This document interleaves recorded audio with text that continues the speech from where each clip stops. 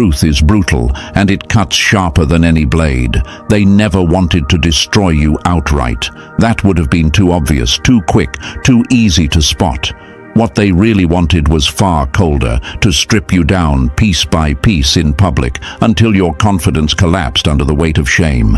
They wanted you to bleed in silence while they smiled in your face. And let's not sugarcoat it, you lived through what most people wouldn't survive. Because what you faced wasn't random drama, and it wasn't just a bad chapter of life. It was organized, it was staged, it was a humiliation ritual meant to break your spirit while the crowd was watching. This is the kind of thing used in toxic power structures, manipulation rings, and even cult-like groups, where public disgrace is the oldest weapon in their arsenal. Why? Because humiliation doesn't just hurt in the moment. It's designed to stain you, to brand you, to make you carry the weight of a lie that wasn't yours to begin with. And whether you realized it or not, you weren't invited to that ritual. You were made into the offering. Think back. Remember how they disguised it. They called it concern. They painted it as discipline. They framed it as you needing to learn a lesson. But in reality, it was nothing less than a psychological execution dressed in a smile. They didn't want to just silence you. They wanted you to doubt your own reflection. They wanted you to apologize for being wounded after they stabbed you. And here's the truth that unsettles them most. You didn't give them the breakdown they prayed for. You didn't lose your mind. You didn't beg for their approval, and you didn't even expose them outright. Instead, you discerned. And that's what saved your life. Because discernment is lethal to manipulators. It's the quiet voice that tells you when something is off, the gut pull that makes you step aside before the trap closes. While they thought you were paralyzed, you were analyzing. While they rehearsed their little play, you were reading their lines before they spoke them. That's why you're still standing now, while they hide in corners, hoping you won't connect the dots for others. Chosen ones, if you've ever felt this in your bones, stop right here and press the like button, subscribe, and keep this voice alive. This is bigger than a video, it's a movement. Every click, every share is a way to throw light on what they tried to bury. Thank you for being here. Thank you for being part of this mission. Now let's go deeper. The silence after what you survived isn't empty, it's charged.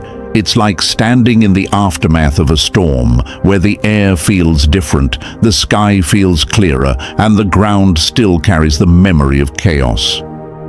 That's where you are right now. The people who tried to erase you are unsettled by that silence, because it means their plan failed. They see you walking in your own lane, not broken but sharper, and it terrifies them because now every move you make is a reminder of the battle they lost. If life were a series, that ritual would have been the season finale. All eyes were on you, waiting for you to collapse, waiting for the credits to roll on your story. But here's the twist. You renewed the show, and this time, the snakes aren't in the cast. You came back with a new script, one they can't read, one they can't twist. And that's why they're nervous. Because humiliation rituals are supposed to end with silence and defeat. But instead, yours ended with survival, awareness, and power. Look back at history and you'll see it repeated. The universe always exposes those who scheme in the shadows. Every society that used shame as control eventually collapsed under its own lies. Every manipulator who thought they could erase someone ended up erased themselves by truth, by exposure, or by the weight of their own guilt. You're standing in that same pattern right now. Their effort to bury you has already become the evidence that lifts you. And this isn't just about survival, it's about revelation. You now know the system. You've seen behind the curtain. You understand why they needed you weak, why your clarity was a threat, and why your silence wasn't submission. It was strategy. They underestimated your patience, your ability to endure without folding. They thought dragging you through fire would turn you into ashes. Instead, you became proof that the flames couldn't claim you. The story they tried to write for you is over. You hold the pen now, and the universe has a way of making sure that no humiliation ritual, no matter how loud or cruel, ever has the final word. The final word belongs to you, your discernment, your resilience, your quiet strength that stood tall when the crowd was waiting for you to bow. That's the truth they can't erase. And listen closely, chosen one, because this isn't just another story you stumbled across online. This is your survival guide, carved out of pain you already know too well. You walked through a humiliation ritual designed to strip you bare, yet here you are, still breathing, still sharper than they ever expected. That alone proves you're not ordinary. Most would have folded, most would have drowned in the shame, but you didn't, and that's why you're here with me right now. So here's what I need you to do. If you know deep down that discernment saved your life, drop the number 777 in the comments. That's the mark of someone who sees through the masks, someone who knows how dangerous it is to be awake in a world that wants you asleep. And if this message is striking your heart, don't just listen quietly. Press that like button, subscribe, and stand with this collective voice of survivors. Every click keeps this truth alive. Because now we're about to break it all down step by step. And believe me, if you are truly chosen, you'll feel the pull to stay until the very end. Let's get started. Number 1, they tried to drag you through mud because your light exposed their dirt. They didn't attack you because you were weak. They attacked you because you revealed what they wanted hidden. Let's call it what it is. They didn't humiliate you because they thought you were beneath them. No, your presence was the mirror that exposed just how filthy they really were. You walked into spaces where lies were the language, where manipulation was the handshake, and where betrayal was just another strategy. You didn't play by those rules. You didn't bow to the unspoken codes. And your clarity, your honesty, your refusal to bend to filth, that's what made them choke. So, they reached for the oldest weapon in the book, staining your image. If they could smear you, if they could taint your reputation, then maybe they could make people forget the truth your very existence brought into the room. Because here's the ugly fact. They didn't want you gone. They wanted you doubted. They didn't want to kill you outright. They wanted you alive, but silenced, walking around second-guessing yourself. That was the ritual, to turn your reflection into your enemy. And here's where it hits harder. They almost pulled it off, didn't they? There were moments where you caught yourself thinking, am I overreacting? Maybe it's me. Maybe I am too sensitive. Maybe I really am the problem.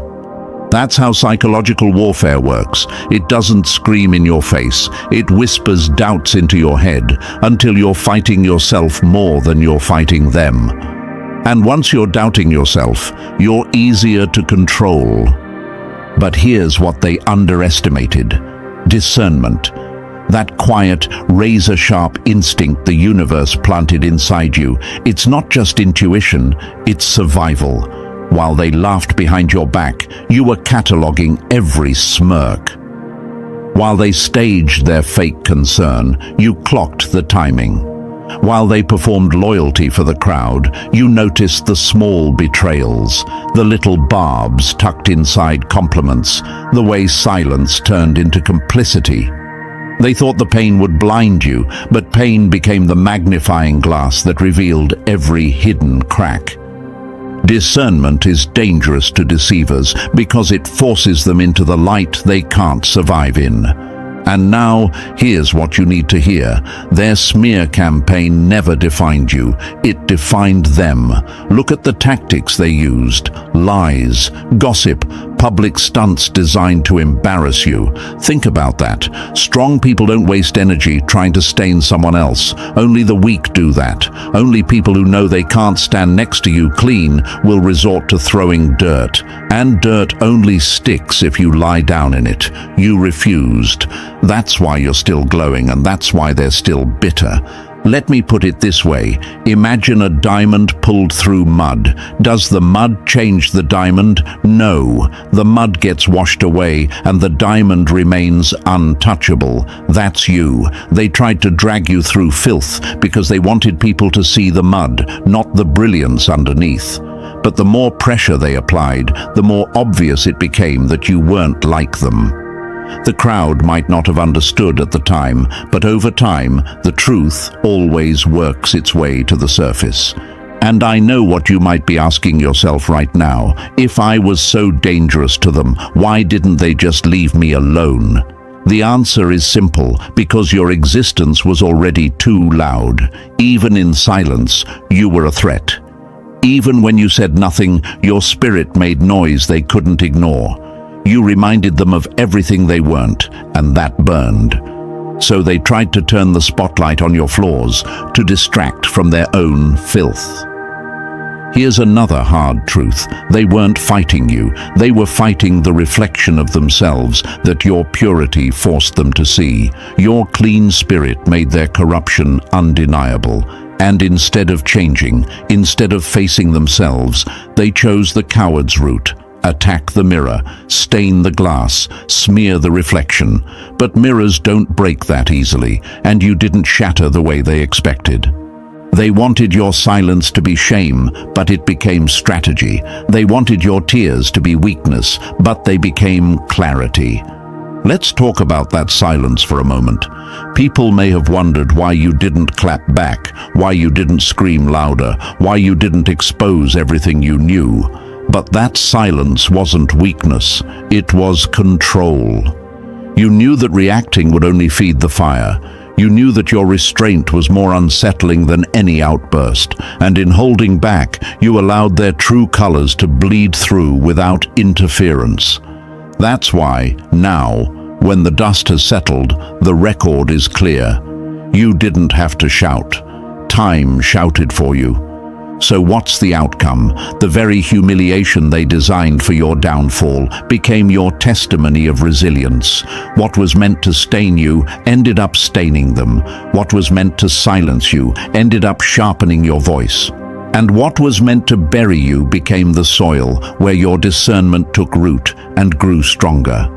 And here's the part that makes them restless at night. You can't be humiliated the same way twice. Once you wake up, once you've seen the patterns, you'll never fall for the setup again. You'll walk into rooms and spot the traps before the nets even drop.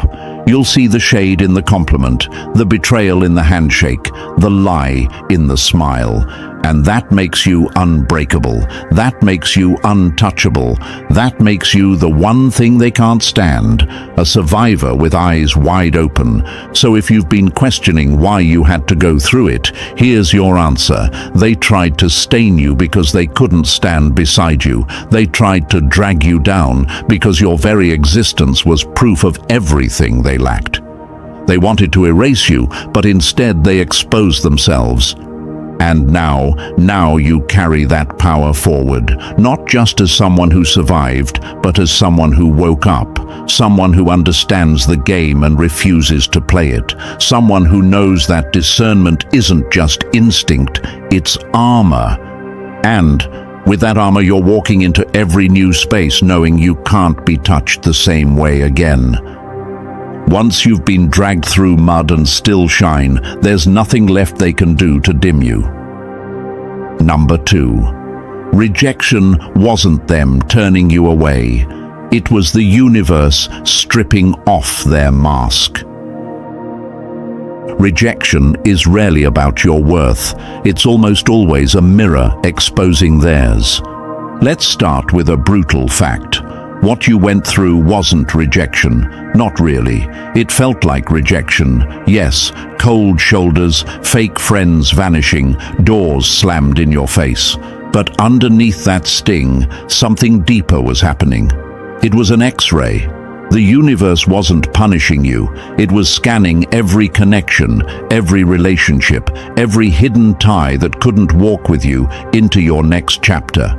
That's why it hurt so specifically, so sharply. Every betrayal, every humiliation, every moment of being mocked or excluded. It wasn't random, it was surgical. It was like being stripped open under a blinding light, not to destroy you, but to expose what you couldn't see on your own. Sometimes rejection isn't rejection, it's revelation.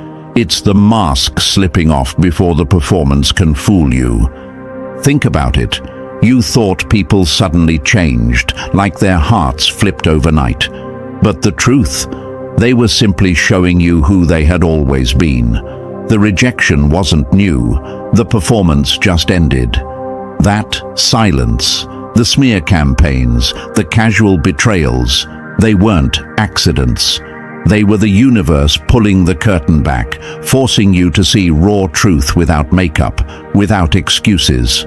Now, I know the question boiling in your head, but why did it have to be so loud? Why did it have to be so public, so humiliating, so messy? Because if it had been quiet, you would have explained it away. You would have kept making excuses for them in private. You would have carried dead weight, smiling masks, and hidden daggers into your future. That couldn't happen.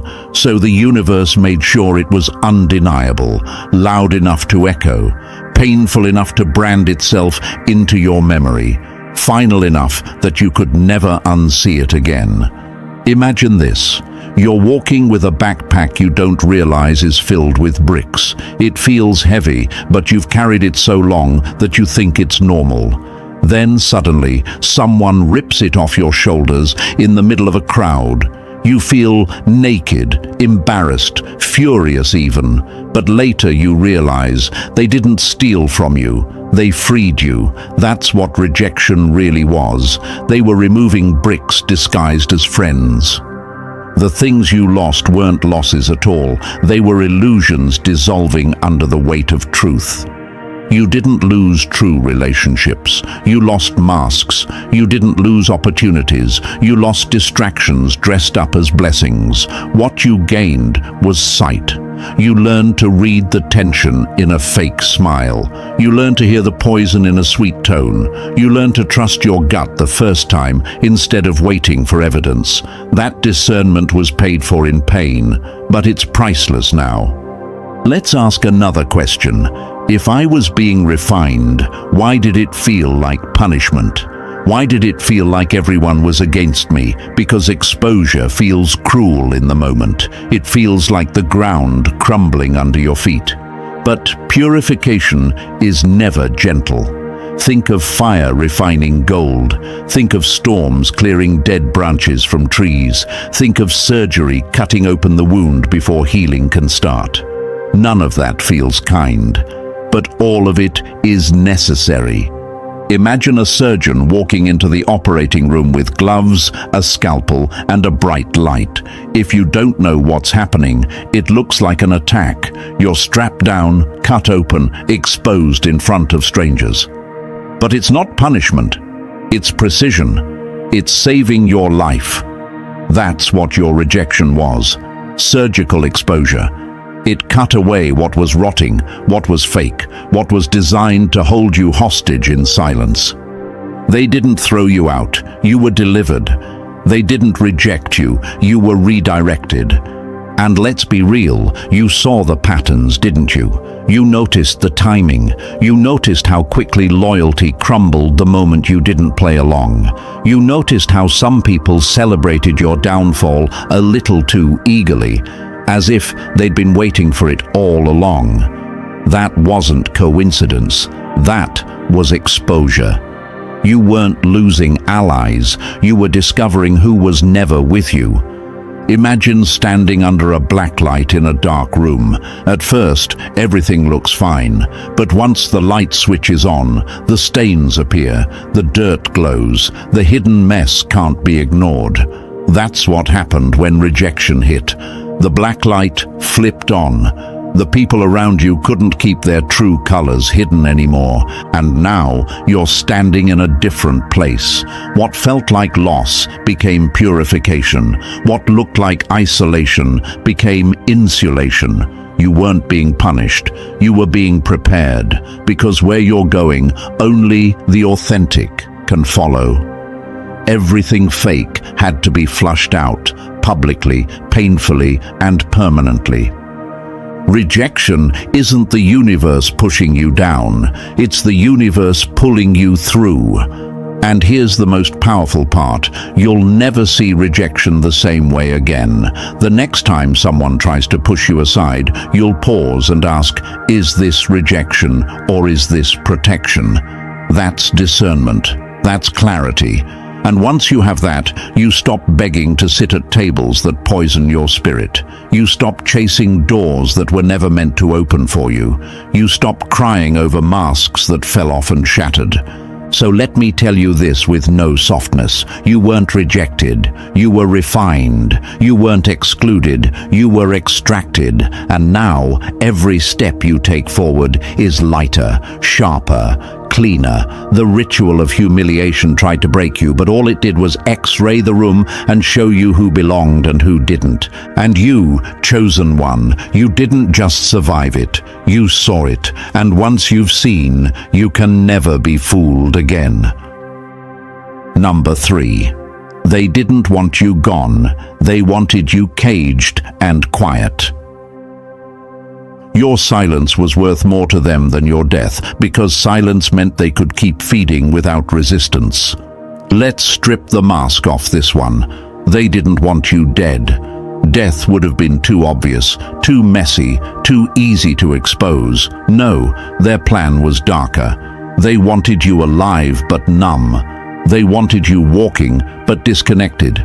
They wanted you doubting your own thoughts, second-guessing your every instinct, slowly cutting the wire between you and your inner compass. Because once you no longer trusted yourself, they knew they could control you without lifting a hand. And that's the twisted brilliance of it. Enemies don't always show up with knives or open threats. The most dangerous ones smile while they plant seeds of doubt. They laugh while slipping poison into the conversation. Every joke comes with a sting. Every compliment carries a shadow. Over time, they make you believe that your light is an inconvenience, that your presence is too much, that your truth is dangerous. Imagine this: a bird isn't killed. It's locked in a cage with the door wide open, but the bird has been trained to think it can't fly. That's what they wanted for you. Not your death, your containment. They wanted you shrinking into the background, thinking humility meant silencing yourself, when really it was programming. Some enemies don't want to destroy you. They want to keep you small enough to use. And here's the cruelest part. They wanted you to disqualify yourself. They wanted you to carry shame so deeply that you'd stop applying for opportunities, stop showing up boldly, stop using your voice. That way, they could keep feeding on your energy while making sure you never realized how powerful you actually are. But then something happened they never planned for. Your discernment switched on. That gut pull, that quiet knowing, that whisper, this isn't right. You began noticing the tone shifts, the backhanded praise, the fake support. You didn't explode, and that's what scared them most. You observed, you pulled back, you guarded your spirit. Now, the one outcome they feared most is staring them in the face. You're still alive, still moving, and now you see everything. And once you see, you can never be caged again.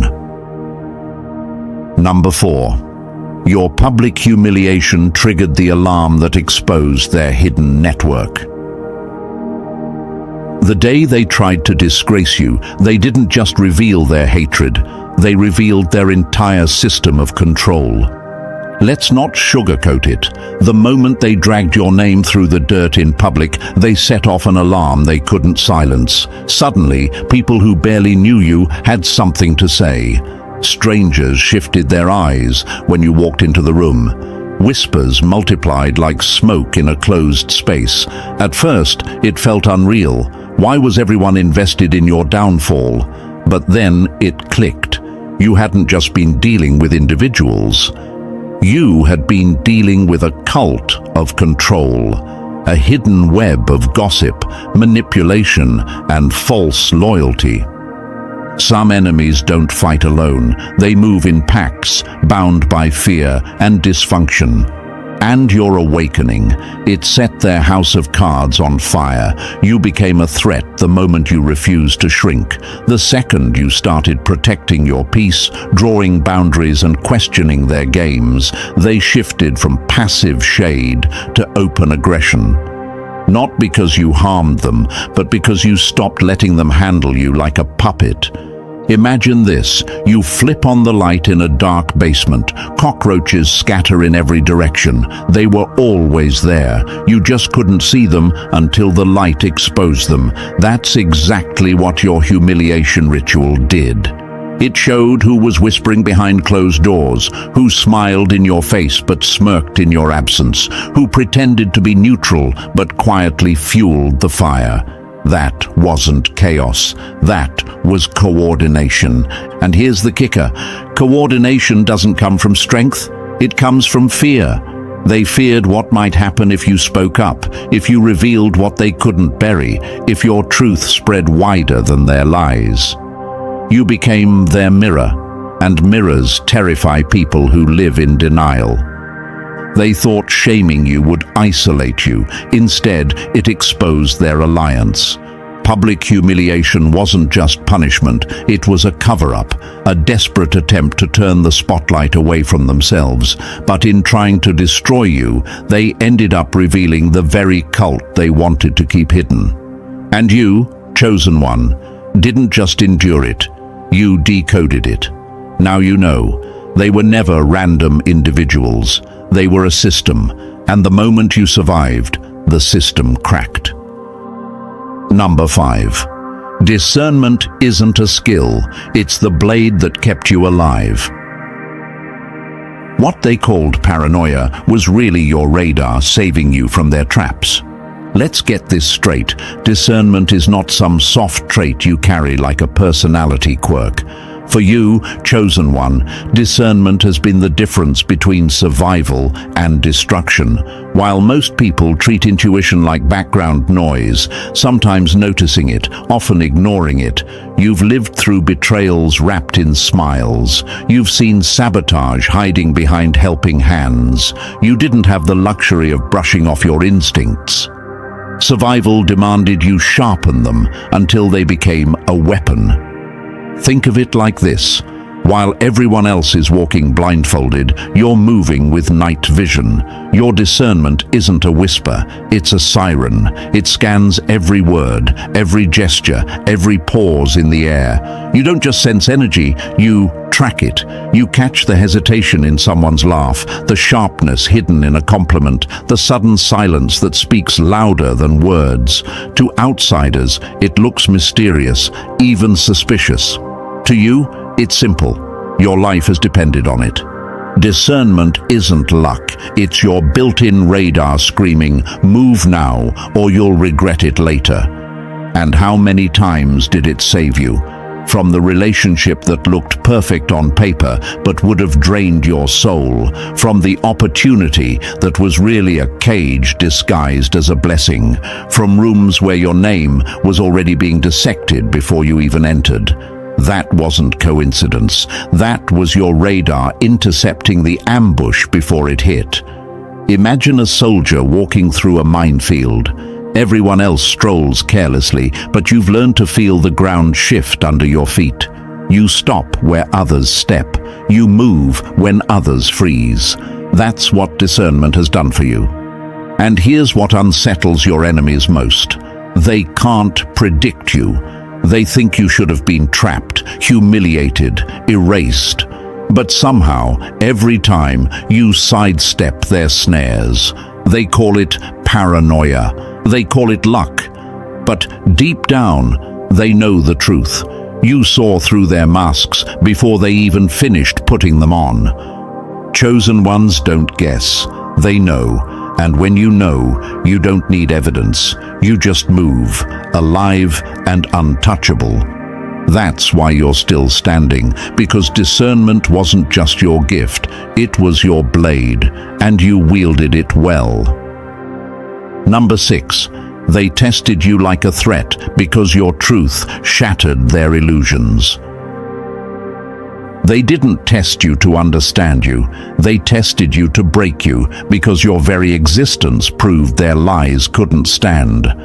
Make no mistake, chosen one, they never tested you out of curiosity. It wasn't admiration, it wasn't respect. It was fear. Fear of what you carried. Fear of what your presence revealed without you even trying.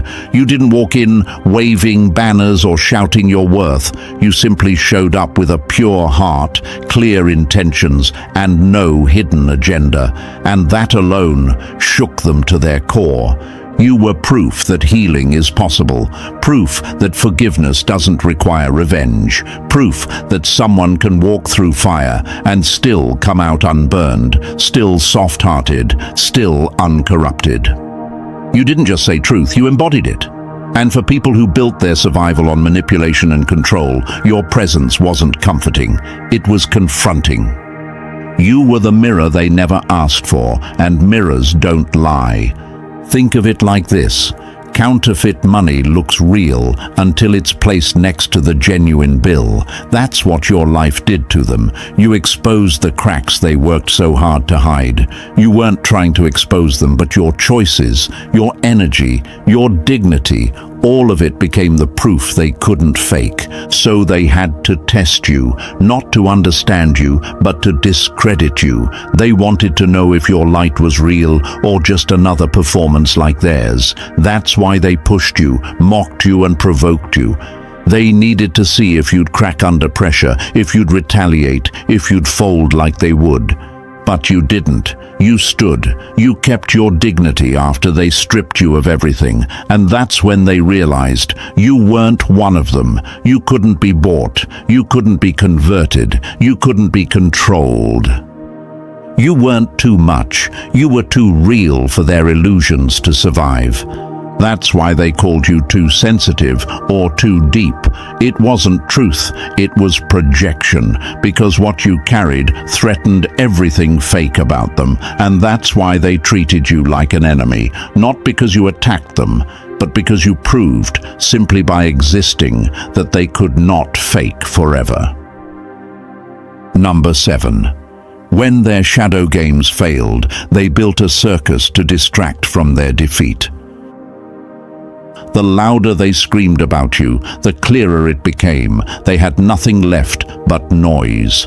It always begins in the shadows, whispers behind closed doors, accidents that weren't accidents, subtle setups designed to bleed you out slowly, all while keeping their hands clean. They wanted you to self-destruct without anyone ever tracing it back to them, but you didn't. You noticed, you adjusted, you kept showing up when they expected you to vanish, and that unsettled them. Private sabotage only works when you're blind to it, but once your eyes opened, their grip slipped. The shade lost its sting, the quiet sabotage lost its power, and that's when fear pushed them into desperation.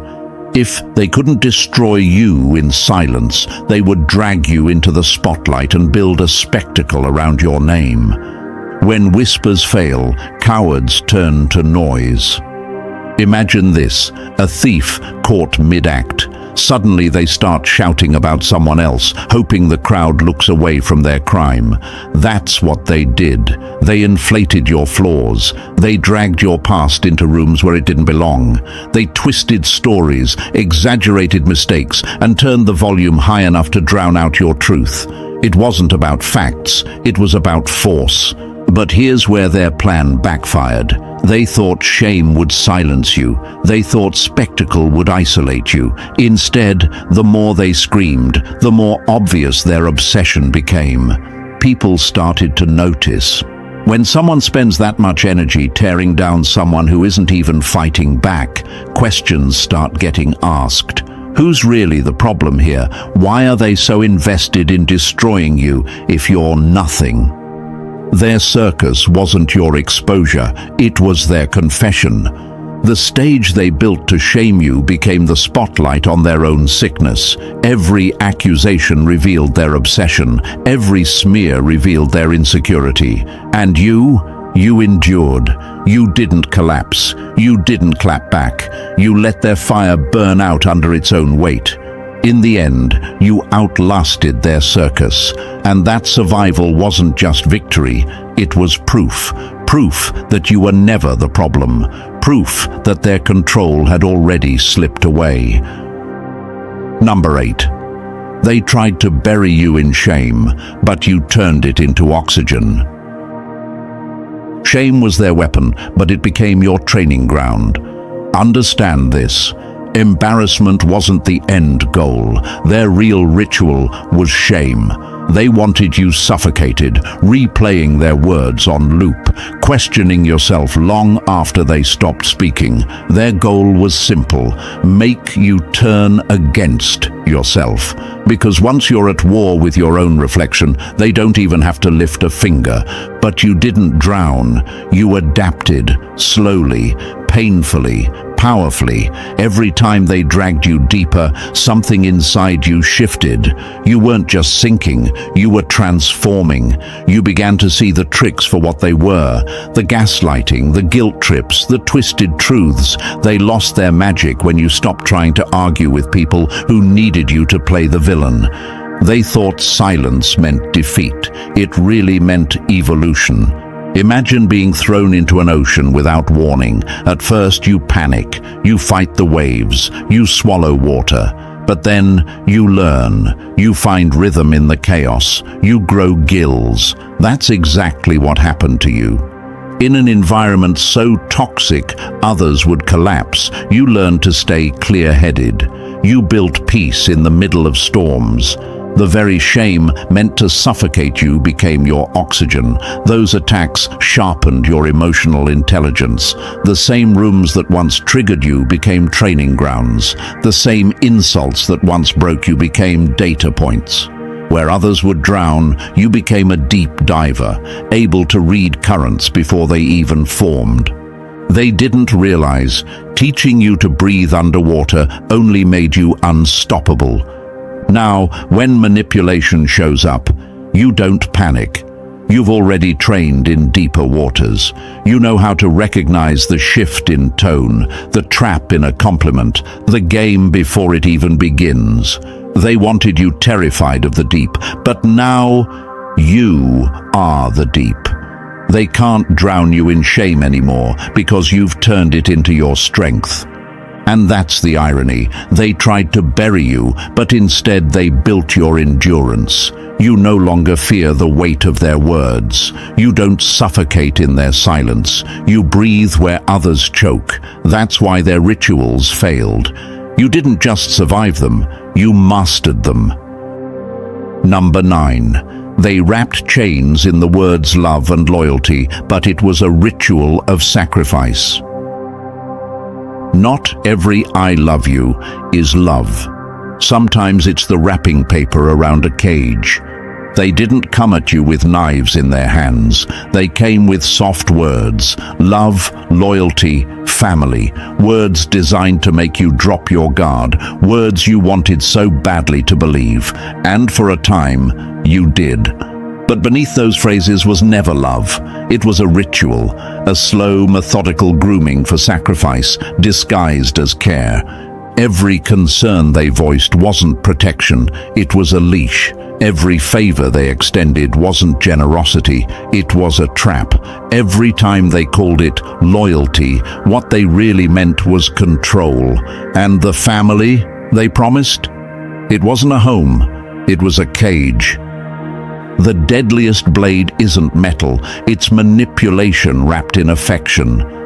The knife they prepared for you was never physical, it was psychological. The plan was the slow death of your potential, your joy, your future. They wanted you drained, yet grateful. That was the trick. They wanted you to thank them while they bled you dry, but your discernment wouldn't let it slide. Even when your mind couldn't explain it, your spirit picked up the pattern. You saw how help always came with strings. You noticed how love always demanded your silence. You realized what they called protection was really preparation for your downfall. Imagine a lamb being led with ribbons around its neck, believing it's loved, while in reality it's being groomed for slaughter. That's what they tried to make of you, but you woke up before the blade could fall. Once you recognize that a leash is not love, you stop mistaking captivity for care. The truth rattled you, but it also set you free, because once you saw the ritual for what it was, you stopped playing their game. You stopped mistaking manipulation for devotion. You stopped handing over your power in the name of loyalty. The knife they raised was never meant for your body. It was meant for your spirit, but you survived. Your discernment cracked the illusion wide open, and now, instead of walking away drained, you walk away alive, wiser and untouchable. Number 10. Your spirit was the mirror. They couldn't escape, so they tried to smash it. They didn't hate you for what you did. They hated you for what your presence exposed. The venom they spat at you was never really about you. It was about the reflection you held up without even trying. Your spirit, uncorrupted and clean, became a mirror they couldn't stomach. You weren't just yourself. You were a reminder of everything they buried, denied, and plastered over with lies. For years they built walls around their shame. They patched cracks with excuses, painted rot with fake smiles, and mastered the art of performance to cover regret. Then you showed up. Not loud, not forceful, just honest, pure, and untwisted. And suddenly, all their carefully hidden decay lit up in your presence like mold under a blacklight. Your truth didn't insult them, it exposed them. That's why their anger felt so irrational, so venomous. They weren't mad because you wronged them. They were mad because you reminded them of the gap between who they pretended to be and who they truly were. That gap was unbearable. And instead of facing it, they turned their rage on you. Imagine someone standing before a mirror. They don't like what they see. Instead of changing themselves, they smash the glass. That's what they tried to do to you. Your spirit was their mirror, and rather than heal, they attacked the reflection. They thought if they broke you, they could erase the truth you carried. But mirrors don't vanish when shattered. The truth still stares back, undeniable. They fought you not because you were their enemy, but because you made denial impossible. So they lashed out. They tried to dim your light, to twist your words, to drag you down into their shadow. But here's the twist. They failed, because their hatred was projection, their venom was fear, and their war was never with you. It was with the reflection they couldn't bear to face. And you endured. While their spirit drowned in shadow, yours stayed clean. While they collapsed under denial, you survived under truth. That's why their hate felt so heavy. It wasn't personal, it was survival. But the reflection remains, and so do you. Number 11. What they called bullying was the universe marking you different.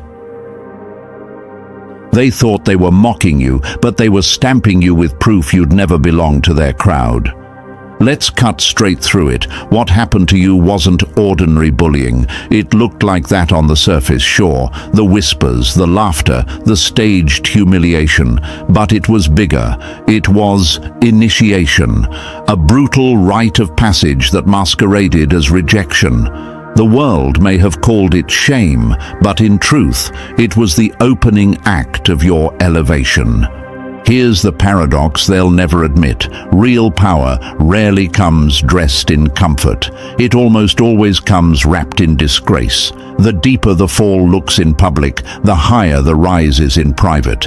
You weren't randomly targeted. You were singled out, marked, pressed through fire, not because you were weak, but because you were being separated from the crowd that could never walk where you're headed.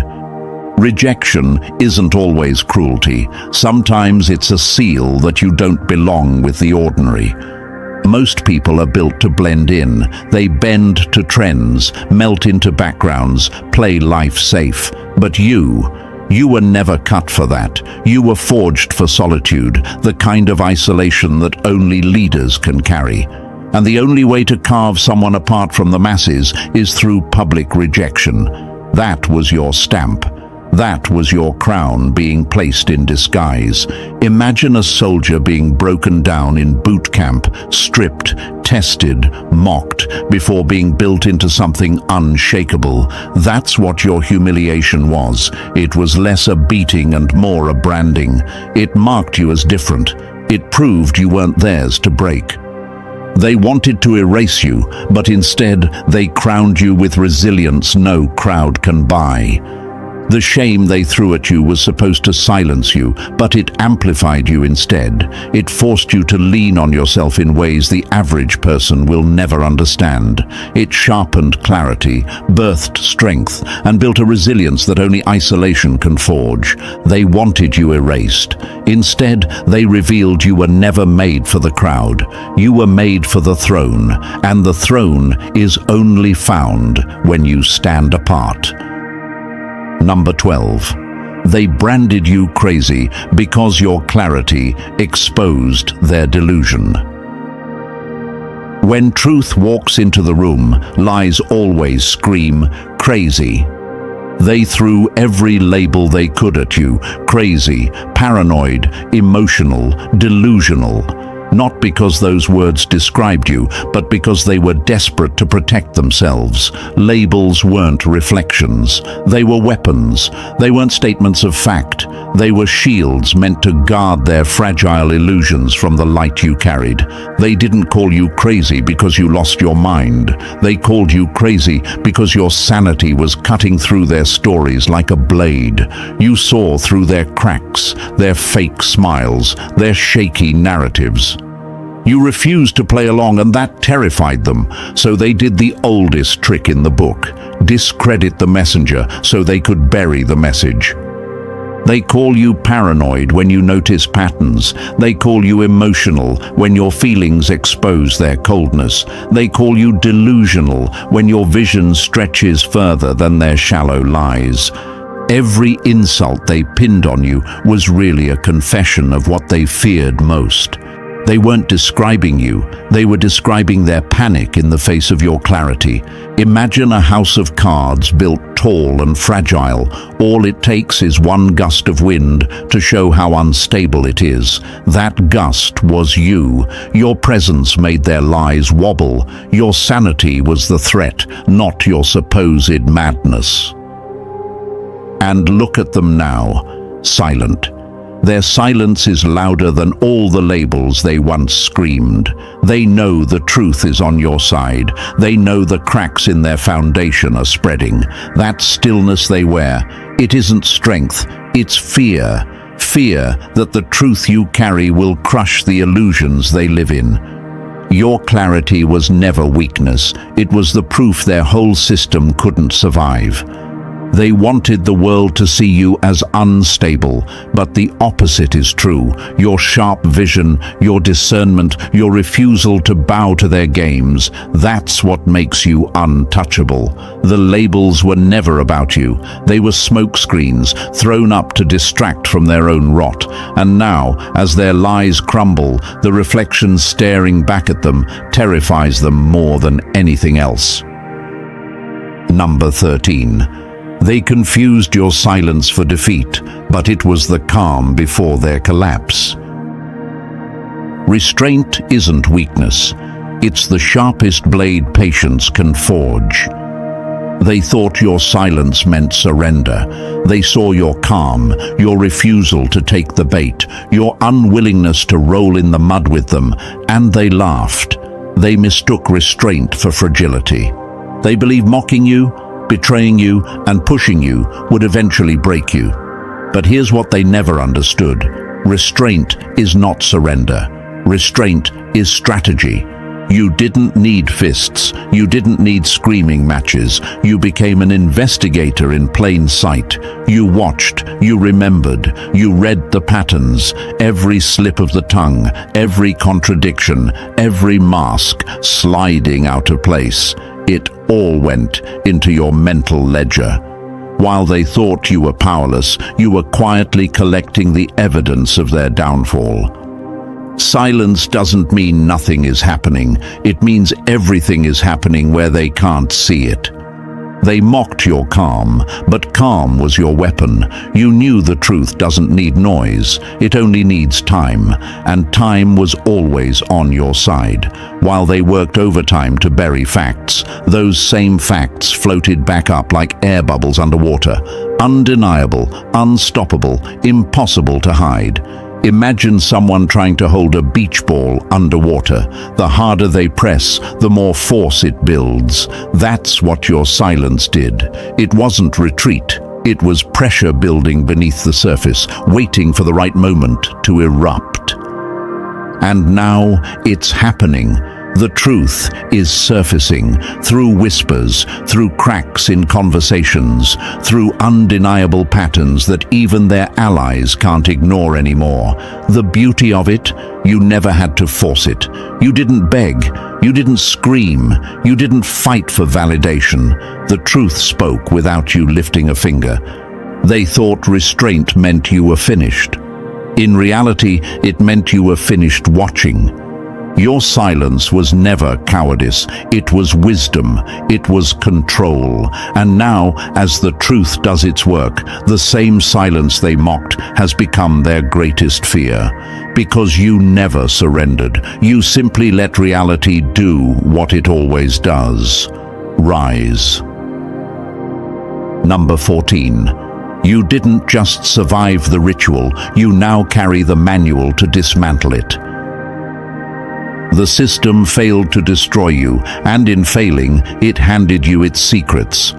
You didn't stumble through humiliation like some unlucky victim. You lived through a program, an organized cycle designed to isolate, ridicule, manipulate, and then dangle false reconciliation once you cracked. That's the script they run. Break you, then offer you a fake rescue so you never question who caused the fire in the first place. But here's the twist. They miscalculated. You didn't break. You decoded it. You saw their weapons for what they were. Shame used as control. Loyalty twisted into a leash. Concern repackaged as a trap. Every tactic revealed itself to you, one by one. And because you survived, you now hold something priceless. The blueprint, the very manual for dismantling the same system they tried to bury you inside. Your scars aren't just memories, they are maps. Your story is no longer just pain, it's a guide, a set of directions for those still trapped in the maze. You can show them where the traps are hidden, how manipulation disguises itself, and how to walk away with soul intact. What was meant to erase you has become clarity, knowledge, and weaponry. Imagine escaping a locked room, then handing the key to everyone else still inside. That's what you carry now. Your discernment didn't just save you, it shattered their program's biggest advantage: silence, confusion, and self-doubt. You proved their love was nothing but control.